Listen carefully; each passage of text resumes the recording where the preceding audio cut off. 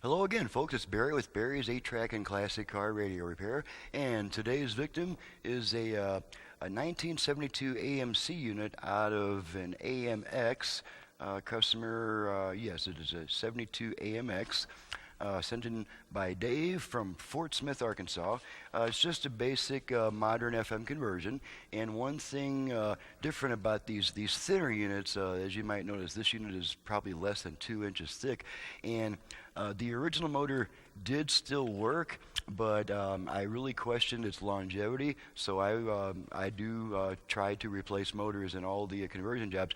And on this unit, to get my adjustable speed motor in there, it's kind of a funky arrangement, but this is what we had to do. There's no way around it. We have to let this new motor protrude about 5/8 of an inch out the bottom.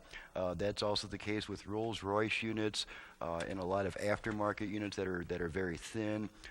Some of the Learjet units are thin and require this treatment also. Thankfully, so far it has not caused any clearance issues. I do contact the customer and make sure that there is sufficient clearance. That being stated, I kind of brought this one back from the dead. The chrome plating on the plastic was very badly chipped. It was actually green with corrosion. I managed to clean it off pretty well with some steel wool and used a silver paint pen to go around the trim here. And as you can see, it is pretty obvious where the paint and the chrome meet. It's pretty obvious that it's been done with a paint pen. Unfortunately, that's the only solution other than getting the piece re-chromed, which could be probably $200-300. So at any rate, let's go ahead and run this unit through its final pre-shipment test. I've got it set to FM at the moment, so let's turn her on. And I might be hitting the wrong controls quite a few times during this particular test, because on the AMC units, the controls are backwards. On the right is your volume control, on the left is your tuning. So please forgive me and excuse me if I hit the wrong knob from time to time. So let's go ahead and do the usual run down the dial. Make sure we pick up a good 25 to 30 FM stations.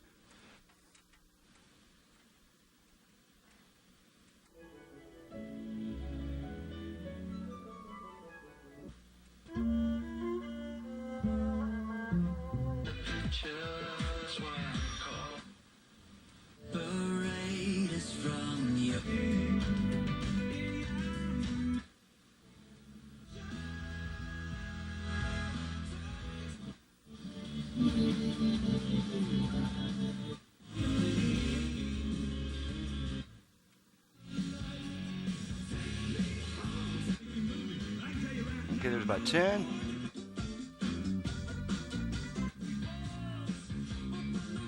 And he turned around. Mike, I could see him.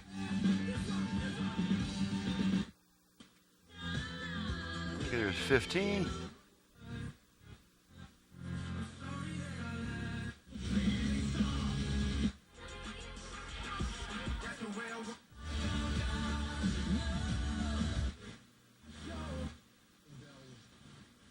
You're going to notice it rapidly. You don't get There's enough 20. fruits and vegetables.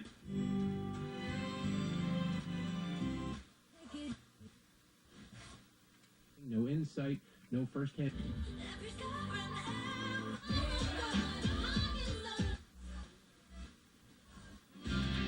Okay, there's 25. It's the 33rd annual. Okay, so about 27 FM stations, pretty common for this area. Now we're going to flip it to AM, and on this unit, we do that by turning the unit off and then right back on within about half a second. So here we go. Off on.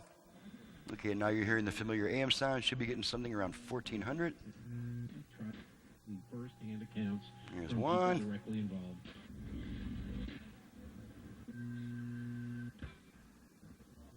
And your paycheck was tied. There's 2.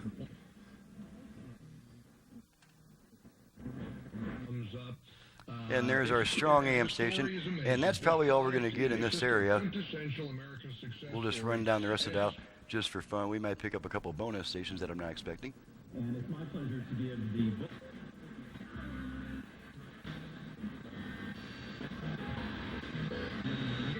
So yeah, not really much else on the lower end of the band. So let's go ahead and switch it back to FM, and we'll demonstrate the virtual balance and fader functions with this unit, which this unit now has.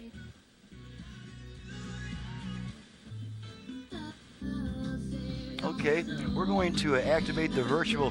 The original balance control on the radio is not in really good shape, so we now have a balance and a front rear fader in the tone control. And as you've seen from my other 250 plus videos, how to activate and use them, but we'll go ahead and run it through it just to make sure that the function does work. We're going to activate the virtual front rear fader by giving the tone control 2 turns to the right. So here we go. There's our 4 beeps. And let's bring our output level meters into the picture so we can see what we're doing. Okay, I let the function time out, so I had to activate it again. So here we go. There's our 4 beeps. And now our tone control is adjusting our front rear speaker balance. Front, rear, front, rear. I'm going to return it to center, let the function time out. And there's our single beep letting us know that setting has been saved. This is once again just the tone control.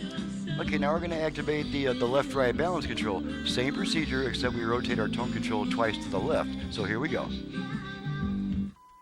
There's our beeps. Okay, and now our tone control is adjusting the left-right balance. And you can keep adjusting it as long as you want. And then once you're satisfied with your adjustment and take your hand off the control, you're going to hear that single beep.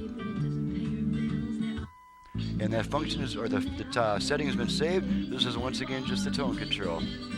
Alrighty, and the last thing to test is the 8-track function. This customer did not request a line input, so the only thing left to test is the 8-track function, so we don't need our meters anymore. We'll just go straight to your inner. I'm going to pop in some Anne Murray.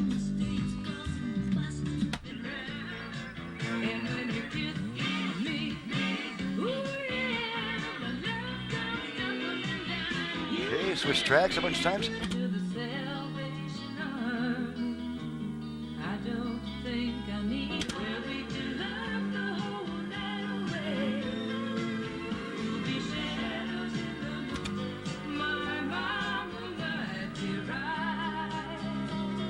Now I've noticed on my quite a few of my most recent videos that the unit volume was kind of low, so I did kick that up.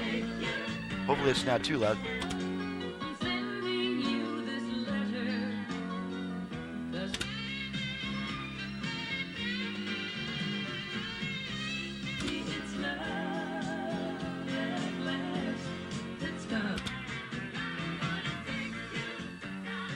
Okay.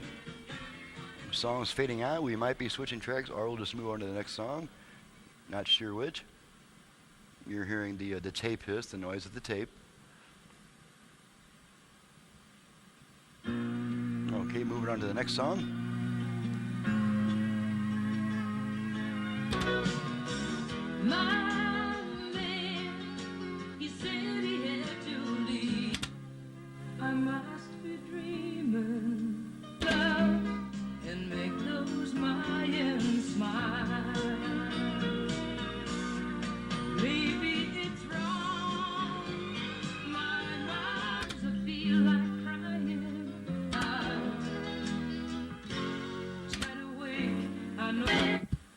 Okay, that was accidental. That was a splice that I used to repair the tape. It causes it to change tracks in the middle of song.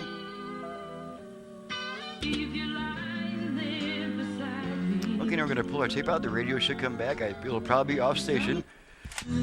Okay, I got lucky. I managed not to get too confused this time. Okay, one more test, the dial light, make sure that works.